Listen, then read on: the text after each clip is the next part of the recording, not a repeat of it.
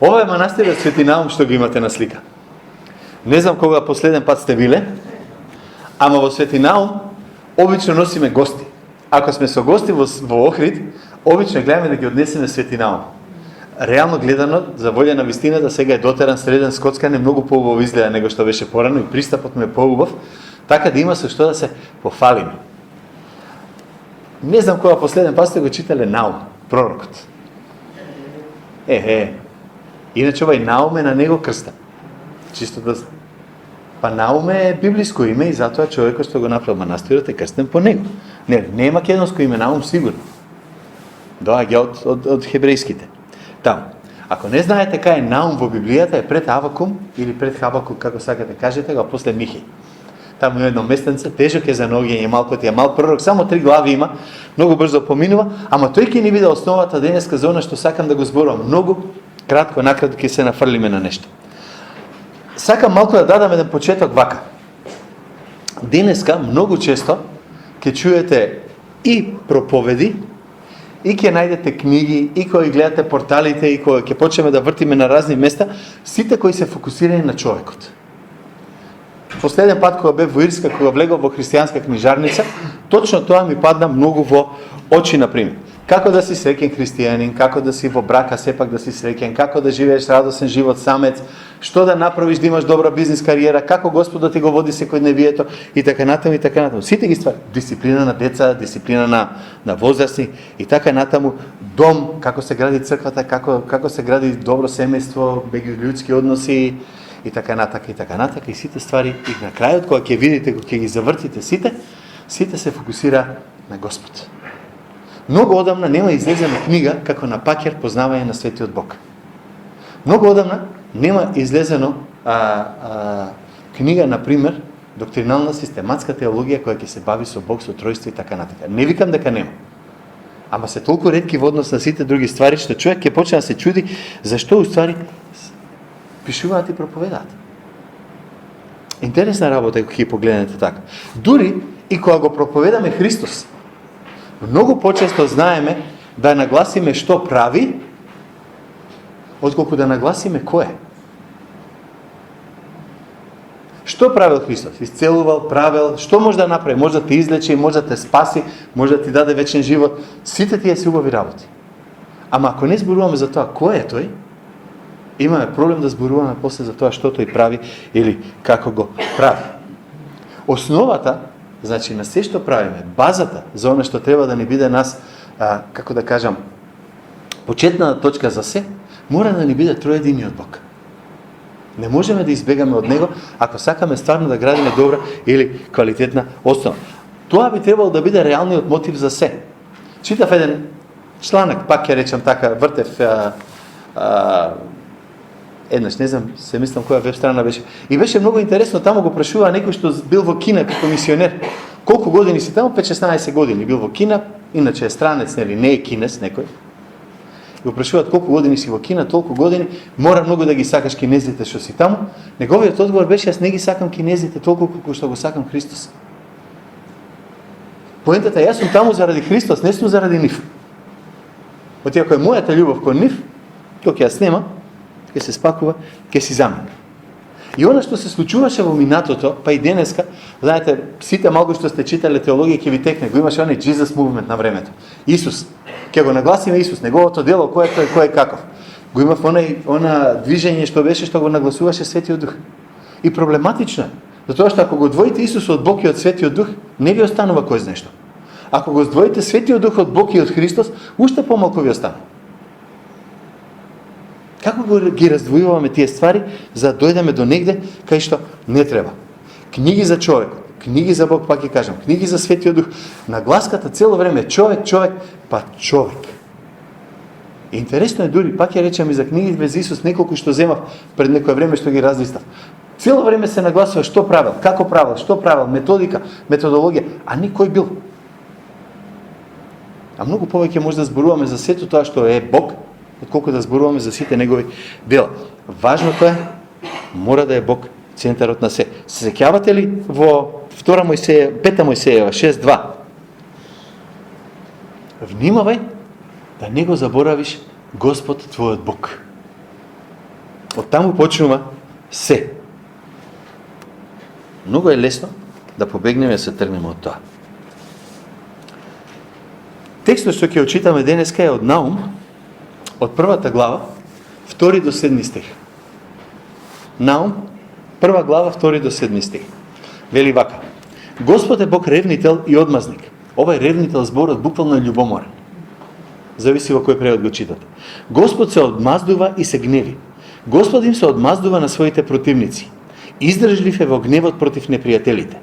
Господ е долготрпелив, ама голем во сила. Никако. Господ нема да ги пушти виновниците неказнети. Неговиот пат е во виор и во бура. Облаците се прав на неговите нозе. Му се заканува на морето и го исушува, ги пресушува сите реки. Васан и Кармило венаа. Вене е цветот на Ливан. Пред него горите се потресуваат, бреговите се топат, земјата се воздига пред него, светот и се што живее во него. Кој може да издржи пред неговото негодување? И кој ќе издржи пред пламенот на неговиот гнев? Неговиот гнев се излева како оган и стените се распаѓаат пред него. Господ е добар, тој е тврдина во ден на неволја. Ги познава оние кои прибегнуваат кон него. Ова е шокантен текст. Шокантен е заради тоа што не го представува Бог еднозначно. Како да од една страна само. Овде има гнев, овде има љубомор, овде има образ, овде има добар Бог кој е тврдина, човек што се грижи за човек, Бог. А мај прво да расчистиме за кој Бог ние прво зборуваме. И многу е тоа интересно за тоа што атеистот ти вика го нема Бог. Еден автор, Тим Келер, сега е покоен, во една негова книга викаше, кога некој атеист ќе ви каже нема Бог, прашајте го во кој Бог не веруваш. А од тука да почнеме да разговараме дали го има, дали го нема. Некој што сме го створили нешто друго. Кај деистите, многу од основачите на Америка, што на времето ние тврдевме, знаете, го ќе речеме, Бенџамин Франклин вика голем христијанин, го цитираа така. Бенџамин Франклин бил деист. Бог го создал светот, го пуштал да работи како саат, тик-так, тик-так, тик-так, еден ден ќе заврши и ќе си замине. Бог ќе излезе од светот веќе. Создател е, ама јас сум сега надвор од него. Бог се тргнал и вика правите што сакате. Тоа не е сликата што Библијата ни ја дава, ама тука е. Ако сакате да сте екзистенцијалист или фаталист, како сакате, ќе ти рече Бог и шегаџи. Ни дал живот, безсмислен живот, не оставил да му се мислиме и толку е, си замино. Нема смисла целиот живот. Читате го Алберт Ками, ако не сте го читали. Да видите што се случува таму. Ние имаме пантеисти, Бог е во се и на секаде, најди го Бог во себе си, погледни во себе, ќе го најдеш Господ, најди си духовен водач, ќе те одведе кај твојот Бог и така натаму. И кај нас се шират тие работи, немојте да мислите дека ги нема. Дедо Мраз, идејата за Бог. Боже, јас го сакам тоа, добар ќе бидам од утре до задутре и ти ќе ми го дадеш тоа што ми треба. Ако е Бог таков, и јас сум атеист. Стварно, и јас сум атеист, тогаш не ми врши. Она најчестата работа која се зборува за Бог е дека Бог е уништувач на забави. Ако го има, ако е вистински, тогаш се бори против се што е добро и гледа да уништи се што мене ќе ви донесе радост. Имено, секој грев што мене ми носи радост, него му пречи. Ама мене ми е убаво, затоа он ми ја расипува забавата тука. Има еден цитат од Волтер, морав да го ставам, не може да му избегнам. Вика, Бог го создал човекот на своја слика, а човекот му ја врати услугата. Со други зборови, ние ќе си го замислиме Бог каков е и викаме таков е сега Господ на кој ние ќе му служиме. Ќе си го прилагодиме према себе си. Ама кој е навистина Бог? И каков е стварно? Не знаеме. Тука се согласуваме и со православните. Ние никогаш не можеме да го знаеме Бог во целост. Можеме да го знаеме само тоа што ни го открил за себе си и тоа се 4 ствари кои сакам да ги спомнам на брзина на почеток. Прво, Бог е еден. Ние не веруваме во пантеизам. Има еден Бог. Готово. Второто е Бог е троедин Бог во христијанството.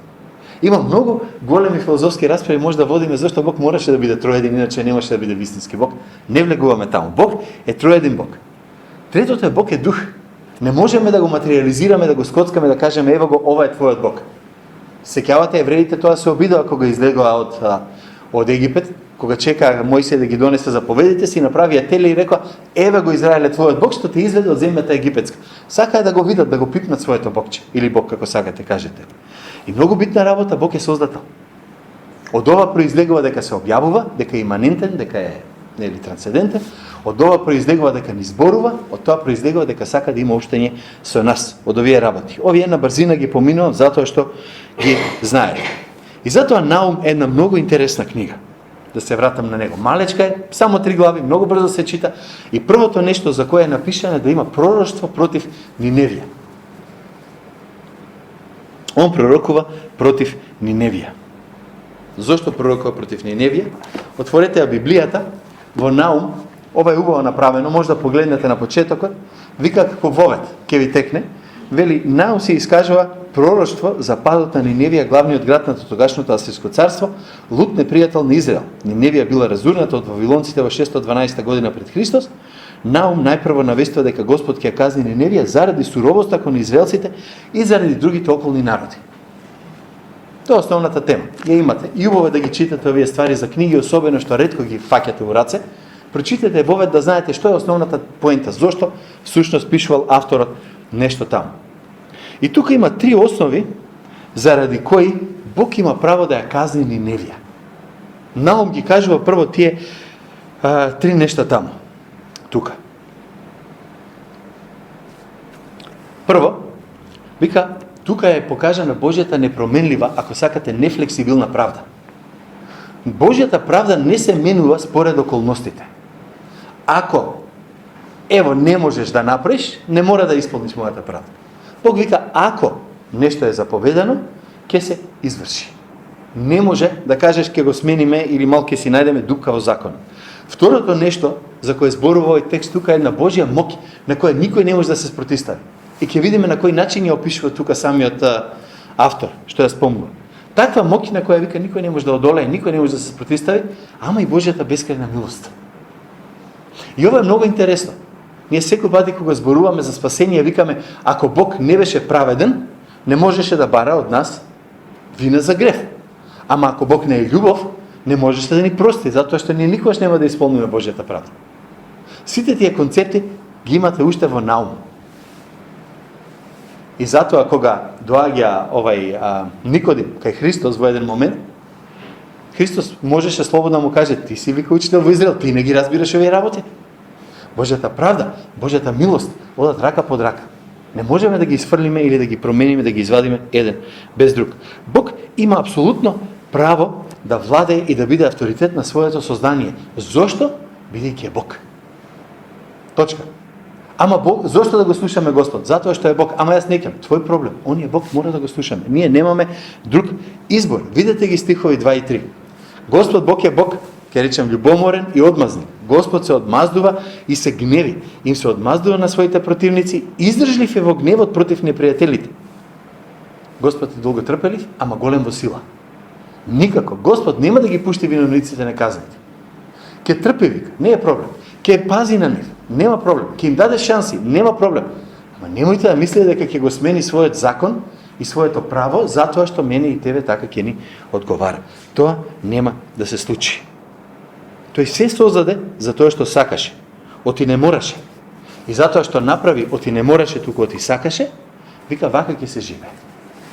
Ако сакаш, ако не кеш, не мораш, ќе бидеш казнет. Бог има право да го прави тоа што сака да го прави. Созданието не може да се буни против Создател. Ке прочитате некој, ако Господ знаеше од Адам и Ева ќе сгрешат во градината, зошто воопшто им го даде дрвото? Требаше да не им го даде, да не ги искушават. Па зошто како тогаш ќе можеме да кажеме дали човекот сака да го слуша Бог од љубов или не? Никој од вас нема да направи грев со тоа што ќе фрли ѓубре на Марс. И тој грев Бог не може да го земе против вас. Ама вчера возев на аеродром и една кола пред мене возеше и испрли цело кесе толкаво ѓубре низ џам додека возеше и го распрсна по целиот автопат. Тоа е заказнување. Тоа е нешто кое може да се случи. Бог не бара од нас нешто што не можеме да го исполниме. Бог го бара од нас тоа што е можно, или он ќе го дополни тоа што ни фали, за да можеме да го исполниме тоа што е можно. Забележете ги овие стихови. Одмазда, бес или гнев ако сакате, и гнев и гнев има кај нас, само два различни збора се во некои преводи. Видите, вика има бес, Во едните вика и гнев. Без гнев одмазда. Ај така да ги кажам малку, да ги завртам прво. Бог е вика љубоморен Бог. Зошто? Не сака вика да ги поднесува овие што се навредите, кои се бунат за луѓето кои се бунат против него. Сега некој каже Бог е многу вака себичен. Па е, единствен Бог е, нема друг. Пак ќе се вратиме на тоа. Не можеме да го смениме тоа. Бог е Бог и тој има право да биде фокусиран на себе си. Бог ја има својата слава. И затоа Бог не сака да дели славата со друг и вика јас сум љубоморен Бог. Мојата слава нема да ја дадеш на друг. Љубомората е позитивна особина кога е фокусирана на правилен начин. Ако некој не е љубоморен на својата сопруга или сопруг, не во смисла на болна љубомора, во смисла ти мене ми правиш проблем, него во смисла ова е личност е моја и само моја и на никој друг,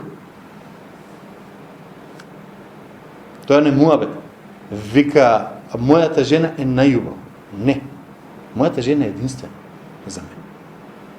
Оти ако е најубава, убава, поубава и најубава, ги има мнозина, многу. Па сега бираме. Бог вика, јас сум еден. Нема поголем помал, еден сум, не мрдам од тука. И сакам да застанете. Бог е љубоморен заради својата слава.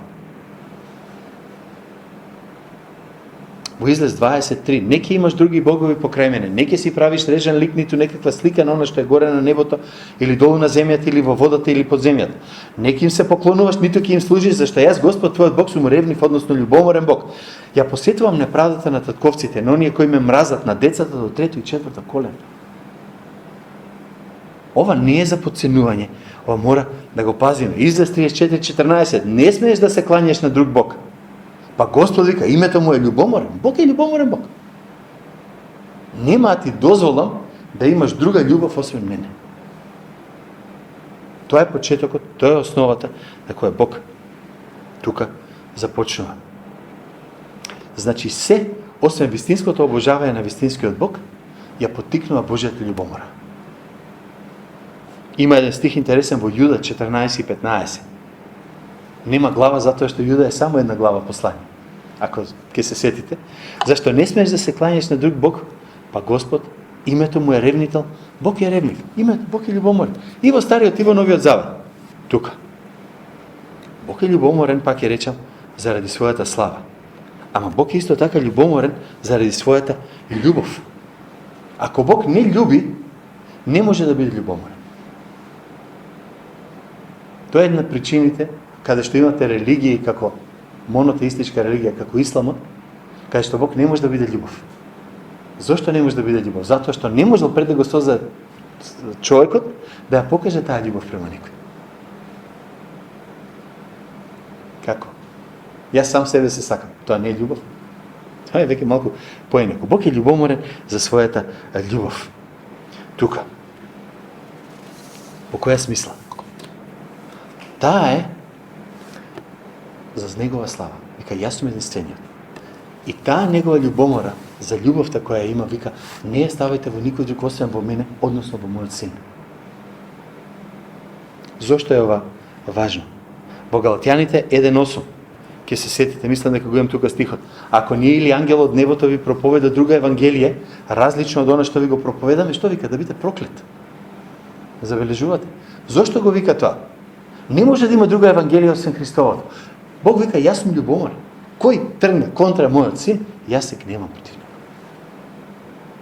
Бог, како троедин Бог, го гледаме цело време. Кој не го љуби Господа, да биде проклет, вика апостолот Павле во 1 Коринтијаните 16.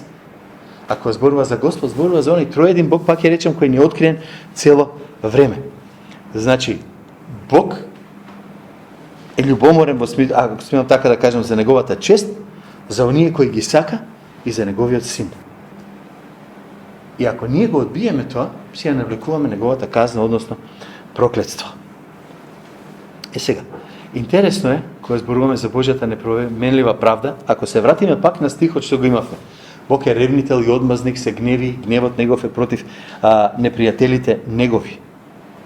И интересно е дека, ако одите во Откровението, после во 19 глава, таму пак се зборува за кацата на гневот Господов.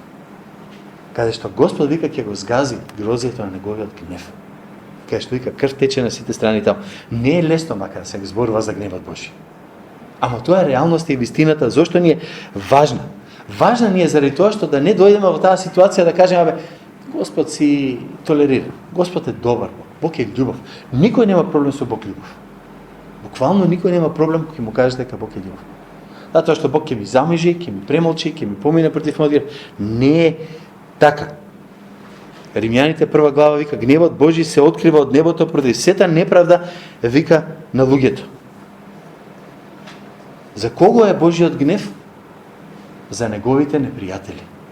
Многу важно да го запамтиме. Тука не се спомнати Божиот гнев е на целото човештво. Над неговите непријатели. Ако си Божи непријател, мисли мој. Ако не си Божи непријател, ако си Христово чедо, тоа што ова не е за тебе, ама од таму си излегол на крајот на Христото, па знаеме како е овде. Сега гледате што вика понатаму. Господ е долго трпелив, ама голем во сила. Никако. Господ нема да ги пушти, вика, овие неказнати. Јас сум зборувал со луѓе, верувам дека и вие сте зборували, што ги ти рече, кого казнил Господ? Гледај што прават луѓето околу нас. Видете што се случува во земја, гледате што се случува по светот. Колку нефер работи има, и Господ не казнува. И логичниот заклучок или заклучокот е, прави си и ти така, бидејќи онака казна сигурно нема да има. Ама не е така. Не е така. Знаете, во 2 Петар 2.9 вика тоа значи дека Господ знае како да ги избави побожните од искушенија, а неправедните да ги запази, вика, до кога? За казнување до денот на судот. Го ставил тука. Зошто е важно? Затоа што понатаму Петар во 3.3 до 8 вика, знајте го пред се ова дека во последните дни ќе се јават подигрувачи. И текно, кои со своите подигрувања или подсмеви ќе одат по сопствените страсти и ќе велат каде е ветувањето за неговото доаѓање? Зашто откако умреа татковците наси се стои така како од почетокот на создавањето. Со други збори, кога Господ казнил некој, сме виделе ние таква работа, гледај што се случува околу нас. Кога своеволно сакаат така, тогаш за нив останува сокриено дека преку Божјото слово небесата беа одамна и дека земјата од водата и преку водата го доби своето постоење. Со други зборови вика, сакам да ви кажам дека оној Бог создател што создаде и тогашниот свет беше потопен со вода и така пропадна и Бог го уништи светот за време на потопот. А сегашните небеси и земјата со исто слово се запазени. Со други зборови, па истиот Бог ги пази сега и се чуваат зошто? За оган до денот на судот и погибелта на безбожните луѓе. Но едно не смее да ви биде непознато во земја. Дека еден ден за Господа е како 1000 години, 1000 години како еден ден. Господ не го забавува тоа што го ветел како што некој мисла за тоа бавење, туку го покажува своето трпение кон вас. Зошто? Оти не сака некој да пропадне, туку сите да дојдат до покаяние. Зошто Господ не ги казни грешниците денеска? Им дава шанса за покаяние. А што ако не се покаат? Не се секирате, го читате. Казната ќе ги стигне. Ама и казната ќе ме стигне, и казната ќе те стигне. Сите влегуваме во овој кош. И многу важна работа да не мешаме трпение со неможење или импотенција. Бог не може да направи нешто. Не е дека не може да казне. Трпи. Не е дека не може, не е дека не сака. Сака, ама трпи, вика, ќе дадам шанса, уште малку, уште малку. Тука пишува Божја мог и вика, кој ќе и се спротистави? Забележавте во самиот текст што го читав. Кој ќе биде тој? Во Неемија 9, ако сакате, читате за тоа колку е Бог трпелив. Нема да го читаме тој текст, ама ако одите таму ќе видите колку Неемија трпи. 8 глава зборува колку Бог е милостив, колку е добар, ама му пука филм и него и казнува. И тоа е неубавиот дел. Значи, немојте никој пати да зборувате дека Бог не може или нема да казни, ќе си ги пушти така. Ако е вистина дека ќе казни, тогаш прашањето е како да го избегнеме тоа. И овде вика, нема никакво осудување на оние кои се во Христос. Нема никакво осудување за тие што се во Христос. Многу едноставно. Ако си во Христос, нема да знаеш за Божиот суд. Ако не си во Христос, ќе го видиш. Значи, рековме дека Бог не е флексибилен во неговата правда. Бог никогаш нема да ја смени својата правда. Ама второто нешто за кое сакам на брзина да зборувам, Бог е оној на чија мок никој не може да се спротистави. Забележете како го опишува тоа Наум. Вика, неговиот пат е во виор и во бура. Облаците се прав на неговите нозе. Многу интересна работа. Сте виделе бура? Кога ќе дојде ветер, кога ќе почне да дига прашина на сите страни. Сето тоа му е подножка на неговите нозе. Чудо. Во книгата Излез, ќе се сетите, Бог се објавуваше во ветер, во бура, во огнен столб, во тие работи. Па да им се покаже. Со нешто што луѓето можат да го видат и да го разберат. А многу е интересно дека во Откровение 6:12 до 14 вика, и видов кога го отвори шестиот печат, и се збидна голем земјотрес, и сонцето поцрне како вреќе од кострета, целата месечина стана како крв, и небесните ѕвезди паднаа на земјата како што смоквата ги тресе своите незрели плодови кои ќе ја затресе силен ветер. И небото се истрга или се скина како книга што се свиткува, и сите гори и сите острови се поместија од своите места. Вика тука. Замислете го. Изборува дека Господ си стои над сето тоа како си го гледа од страна и вика, види што се случува. Прав под моите нозе. Ние барам во Скопје знаеме како изгледа земјотрес. Секој што поживеал малку знае како ќе стресе, не може да каже, ми е гајле. Оно да, оти сме утркнале до некаде, не рипаме одма да трчаме на кај врата. Ама не е се. Дење, ноќе, кога ве стресе, знаете оти, не е лесно. Бог го контролира цел овој хаос за кој пишува. Во 8:12 во Откровение, таму кога тој четвртиот ангел зборува, третина од звездите вика фрла на земјата, третина од светлините паѓаат на земјата, третина од се он руши и прави. Зошто го прави тоа? Оти може. Бог контролира се, вклучително и небото, и еден ден ќе видиме што ќе направи со тоа. Во четвртиот стих е многу интересно тука што кажува самиот Наум.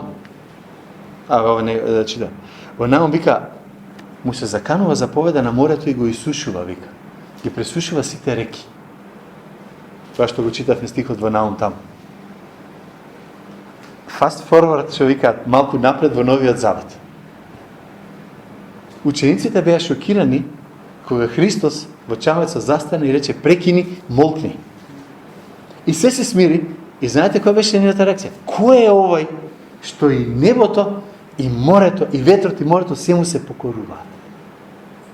Ово е тој Бог за кој зборува Наум. Истото, она за кој зборува Наум, се случи тука. Значи, Марко 4, ако сакате, точно тоа се случуваше таму. Зошто го кажува ова? Го кажува дека Бог вика има контрола над се што се случува околу нас. Најчесто прашање, ако е Господ толку добар, зошто има бури, зошто страдања, маки, земјотреси, нели луѓе гинат таму ваму? Не знам зошто. Ама знам дека Бог контролира буквално се. Во Откровение, пак да го спомнам, 8.8, зборува дека и цели планини вика ги фрла во морето.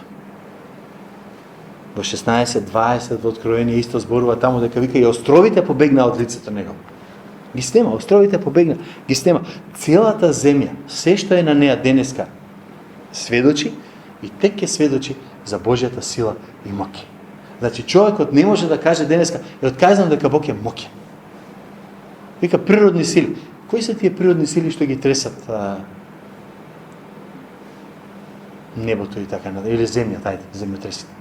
Па сеизмички плочи, тектонски плочи се движат еден други. Како тоа се случува? Е да знаевме, ќе предвидевме земјотрес. Не сакам да го ставам Бог во дупката, не знаеме како, па Бог е тој што ги прави. Ама тука ни кажува дека Бог свесно прави некои работи. Дека свесно заради неговата сила ги врши. Не оти така му се случило, туку ти сака за да биде за наше сведоштво. Тука. Пред него гори се потресуваат, бреговите се топат, земјата се воздига пред него, светот и се што живее во него.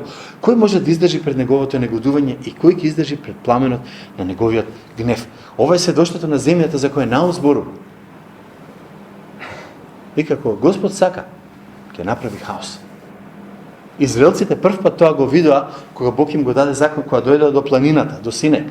И кога му рекоа на Мојсија, ти зборувај со Бог, ние се тргнеме да не изгинеме. Таа беше реакцијата на нив. Се се тресеше, вика, како трубен глас, душата им застана. Не знае што да прават од страв. Бог може да уништи било која плодна почва.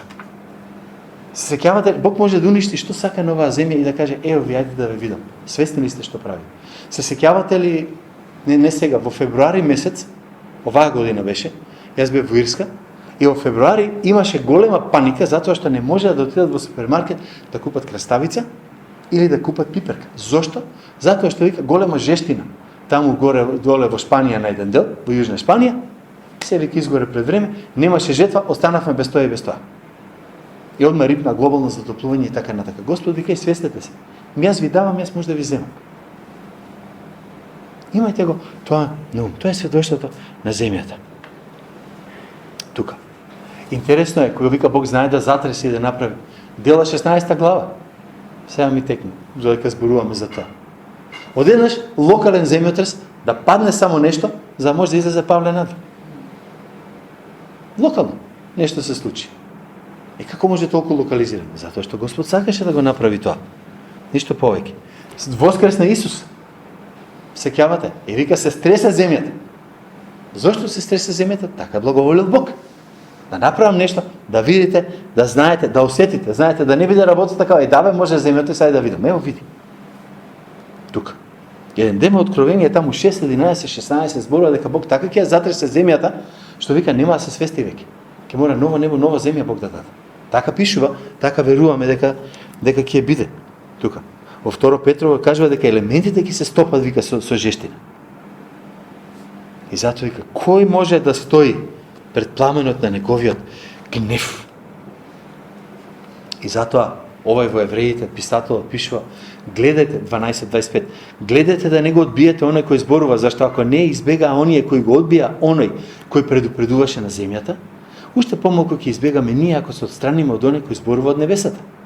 Неговиот глас ја потресе тогаш земјата, а сега ветува велики, јас ќе ги потресам уште еднаш не само земјата, туку и небото. А тоа уште еднаш, демек, укажува на измена на она што може да се потресе како создадено, за да остане она што не може да се потресе. Затоа примајки го непоколебливото царство да бидеме благодарни, со што му служиме благоугодно на Бога со страф и почитување. Зашто нашиот Бог е оган што проголтува. Поентата знаете која е? Ние не служиме на земјата, ние не служиме на созданието, но оно што ќе пропадне, ние му служиме само на Бог кој може да ни извади од тоа. За тој Бог зборуваме, за тој Бог поправиме целиот муабет тука. И сакам да завршам за Бог на бескрајната милост која е тука спомна. Последни стих. Господ е добар. Тоа е тврдина во ден на неволја. Ги познава оние кои прибегнуваат кон него. Мислете само лошо ќе зборуваме. Не е тоа целата вистина за Бог. Ако почнеме само Бог е судија, Бог е лош, Бог е праведен, Бог ќе не дотепа, немаме ништо веќе. Ама добар. Во 7 стиха, всушност само во 5 стиха, први и втори ги скокнахме од втори до 7 стих. Бог се објавува како Бог кој може да направи се што сака, ама и Бог кој се објавува како некој кој сака да ни даде милост. Господ е добар. Тоа е тврдина во ден на неволја. Ги познава оние кои прибегнуваат во него.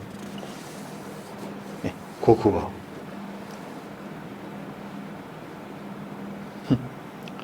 Интересно е дека во Малахија имаше едно пророштво слично на ова. Кога разговараат оние кои се плашат од Бог или кои има страхопочит од Бог, Господ внимава, ги слуша и тоа се запишува пред него во спомен книгата во полза на оние кои се бојат од Господа и кои го почитуваат неговото име. Мои ќе бидат, моја печалба, говори Господ над воинствата. Во денот што го подготвувам ќе им бидам милостив како што таткото му е милостив на синот кој му служи. И тогаш пак ќе го разликувате праведникот од грешникот, оној кој му служи на Бога од оној кој не му служи. Како ќе ги разликуваме? Ако си син, ќе го служиш на таткото, таткото по милоста негова ќе ти прости. Ако си придојден, ако не си синот, ќе настрадаш. Ако не си синот, ќе настрадаш, вика тука. Многу интересно е. Зашто еве доаѓа ден вжарен како печка, горделивите и злосторниците ќе видат како плева. Денот кој наближува ќе ги изгори, говори Господ над воинствата, нема да им остави ни корен, ни гранче. Сега гледате пак повторно. А вам кои се боите од моето име ќе ви изгрее сонцето на правдата со здравие во крилјата и вие ќе излегувате подскокнувајќи како телиња на пасење. Знам, оти е малку чудна метафора, нели, теле да те направи некој, ама поета со радост, со среќа, со цел мерак, ќе правиш нешто. Зошто? Затоа што Господ ни покажал милост. Ни покажал милост тука. Бог секогаш се сеќава на својот остаток. Секогаш се сеќава на оние кои му биле верни. Значи, за нас кои сме верни на Христос, кои не сме бунтовни против Бог, туку преку вера во Христос сме дошле до Него, можеме да зборуваме за тоа дека Господ е тврдина наша и дека ќе ни биде силна поддршка и силен заквам во ден на неволја, она што го читавме за оние кои прибегнуваат кон Него. И тогаш не треба да се плашиме од Бог. Тогаш не треба да се плашиш од Бог. Затоа што знаеме дека не зборуваме за Бог кој е судија, туку зборуваме за Бог кој не гледа како татко, вика кој ќе покаже милост кон своите чеда. Сега. Често пати имаме проблеми од другата страна, кој луѓето ќе рече така, Бог добар кон вас, зошто верните страдаат, зошто верните патат, зошто имаат проблеми, зошто ги убиваат. Нели билем, ако си е Господ добар, не, треба се да биде како треба. Ние знаеме дека Бог е добар, дека така ни е откриено во Словото. Ние не зборуваме за Божјата добрина само заради нашето искуство. Кој кажеме, ево Господ беше добар, да ти кажам како беше добар кон мене. Ќе че супер, ама кон мене не бил. Затоа прва основата на нашето верување во добрината Божја мора да биде Словото, бидејќи ни е откриено во Словото. Во овие плаче Еремин, вика Господ е добар на оние кои чекаат на Него и го бараат. И неговата добрина ја гледаме во Словото. Како? Исус вика, јас сум добриот пастир. Таму ја гледаме прво добрината. Од таму почнува да ја видиме. Бог ни е откриен преку неговото функционирање во секојдневието. Бог е тврдина во неволја. Тој ги познава, вика, оние кои веруваат во Него. Во Михеј 7:18 има еден многу убав стих. Сега го прочитам. Кој е Бог како ти, кој го проштава беззаконието, кој го проштава гревот и преминува преку престапите на остатокот на своето наследство, кој не дотраја довека во својот гнев, туку тој ужива да искажува милост. Него запишев тука, ама има еден друг стих во кој зборува, знаете, вика, на оние кои го почитуваат моето име. Нема, вика, на нивниот грев да се сетам понатака. Имаме начин да го преминеме. Не е тоа поента, јас сум бил грешен и заради мене целото моje семејство ќе биде грешно и ќе биде под проклетство. Бог вика ќе отргнам ако ми станеш дете. Ако не останеш во тоа семејство кај што си бил, ќе поминеш, ќе дојдеш во друго семејство. Бог ги знае сите кои веруваат во Него. Вечниот Бог е наше застолниште. Пишува тука. И ако сакаме да искусиме таа милост, мора да го искусиме Христос како Спасител. Друг начин нема. Тоа е почетокот. Бог ми простил и јас можам да одам понатаму.